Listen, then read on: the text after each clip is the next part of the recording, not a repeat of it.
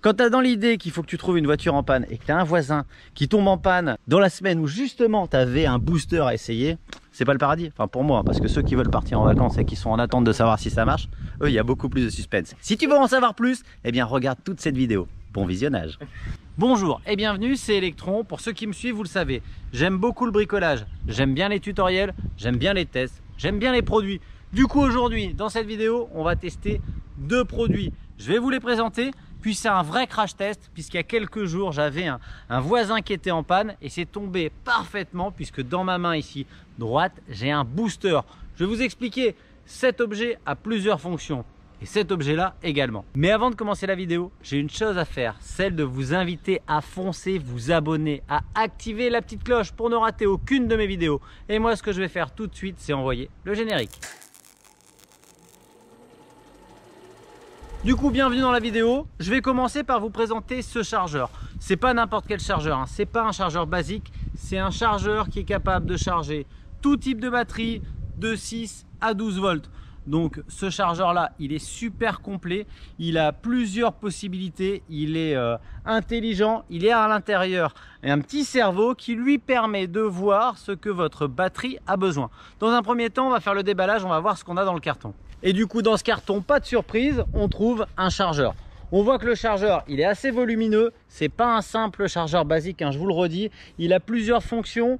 Ce qui est bien, c'est qu'on va voir pendant la charge où on en est dans le chargement. On a des diodes qui nous permettent de voir que tout se passe pour le mieux. Il y a une puce intelligente qui permet de contrôler que tous les branchements sont faits comme il fallait. Et puis forcément, dans ce beau packaging où le chargeur est super bien protégé, on a une notice. Sur la notice, tout est indiqué. On a une bonne portion de la notice qui est en français et c'est assez simple de comprendre le fonctionnement de cet objet. L'objet qui est un chargeur, je le sors, le voici.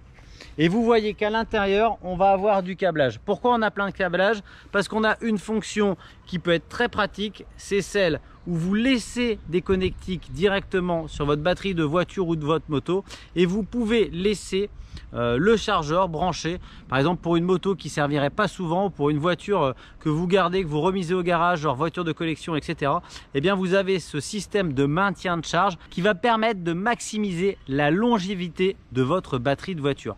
Une batterie de voiture sur laquelle vous n'avez aucun entretien, en général entre 4 et 5 ans, elle est morte. Moi personnellement, je prends toujours beaucoup de soin avec mes batteries, j'essaye de les garder toujours assez chargées. L'hiver, je fais 1 à 2 charges. Pour les batteries que j'utilise peu, en exemple bateau ou moto, eh bien j'utilise un maintien de charge.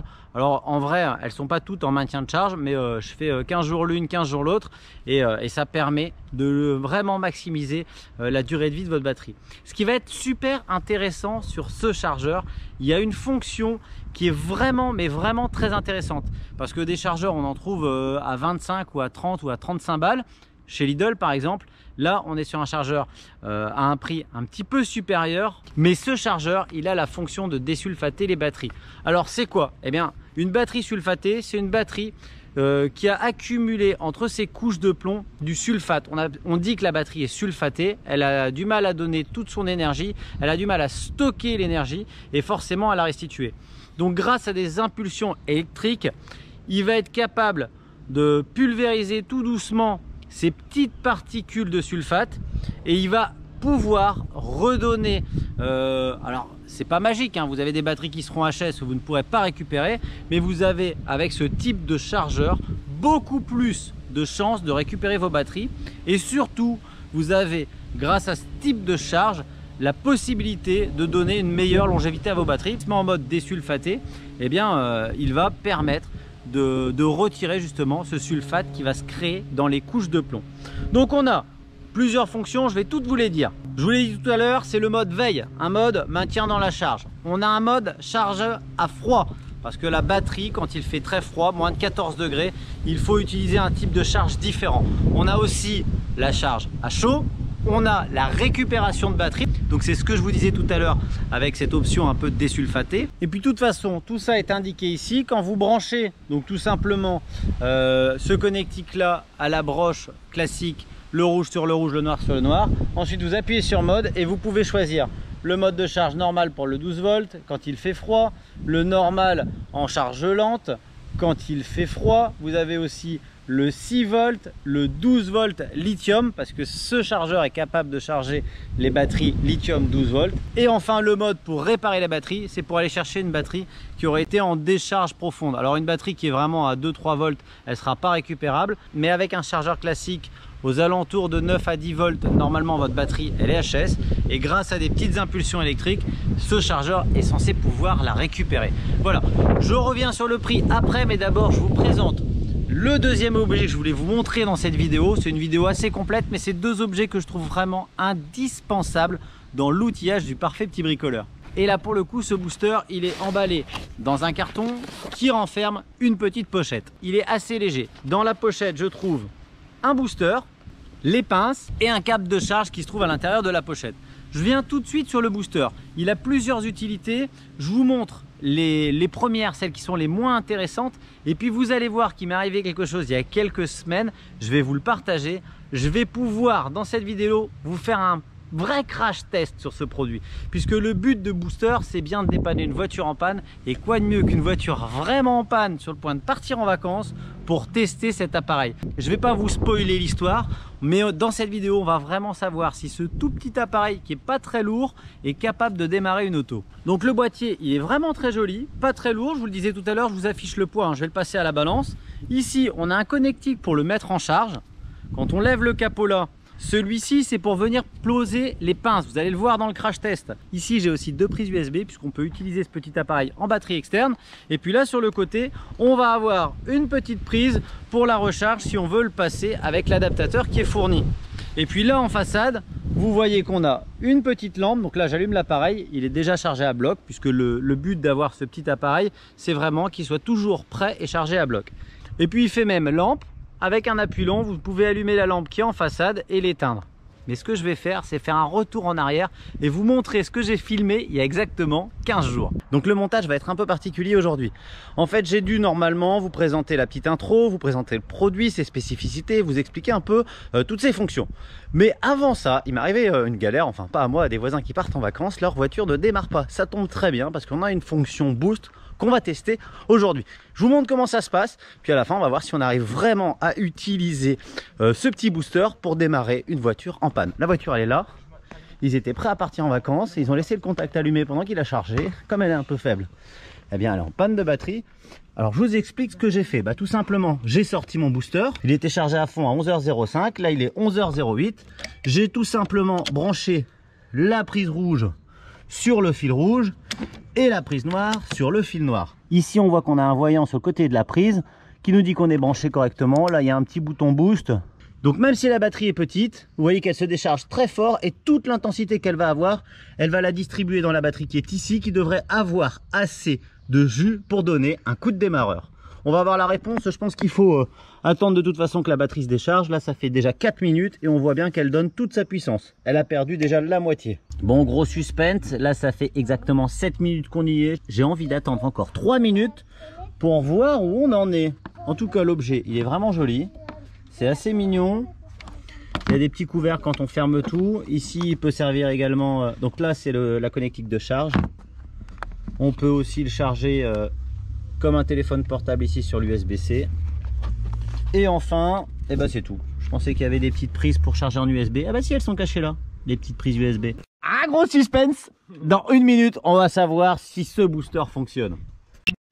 Le chauffeur, il est ici, comment tu t'appelles? Christopher. Toi t'as plus de suspense que moi. Ouais. Vas-y Christopher, allez, top démarrage. Ça fait pile poil 10 minutes qu'on charge avec le booster. Eh, regardez qu'on vous ment pas. Regarde comment elle est chargée la bagnole pour les vacances. Tu le vois, hein? Wow!